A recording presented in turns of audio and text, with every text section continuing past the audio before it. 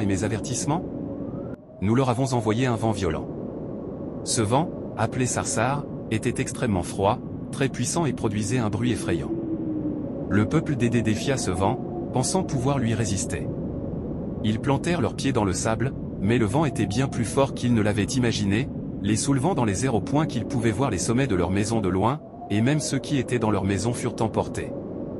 Allah dit, un jour néfaste persistant, les gens furent arrachés comme des palmiers secs et tordus, le vent continua pendant cette nuit consécutive, et le 8e jour, il les projeta au sol, tête en bas et pieds en l'air, semblables à des palmiers vides.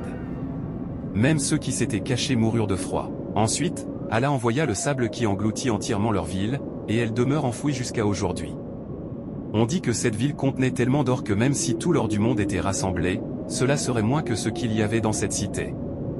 Allah, le Tout-Puissant, dit, كذبت عاد فكيف كان عذابي ونذر إنا أرسلنا عليهم ريحا صرصرا في يوم نحس مستمر تنزع الناس كأنهم أعجاز نخل منقعر.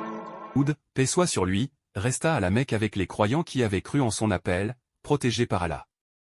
Il vécut parmi eux jusqu'à sa mort, fut enterré à la Mecque, et ne retourna jamais dans la terre d'Édé. Quant aux mécréants, Allah les détruisit ainsi que leurs villes, et leurs biens furent engloutis sous le sable pour rester une leçon pour les générations futures. Avec le temps, les descendants des croyants quittèrent ces terres et s'installèrent dans le nord de la péninsule arabique, dans une région connue sous le nom de Wadi al-Qura. Ils y vécurent et se multiplièrent, mais avec le temps, ils oublièrent ce qui était arrivé à leurs ancêtres et retombèrent dans la mécréance et la tyrannie. Ils devinrent connus sous le nom de la seconde Dé, le peuple de Tamou, parfois appelés les enfants des oncles du peuple d'Édé. Et ainsi, au cœur de cette terre qui avait été témoin de merveilles et de destins grands, commence un nouveau chapitre, l'histoire d'un nouveau prophète, porteur d'un signe divin, destiné à être une preuve pour son peuple. Restez avec nous pour découvrir ce prophète et les miracles qui l'accompagnent dans le prochain épisode de la série, Histoire des prophètes.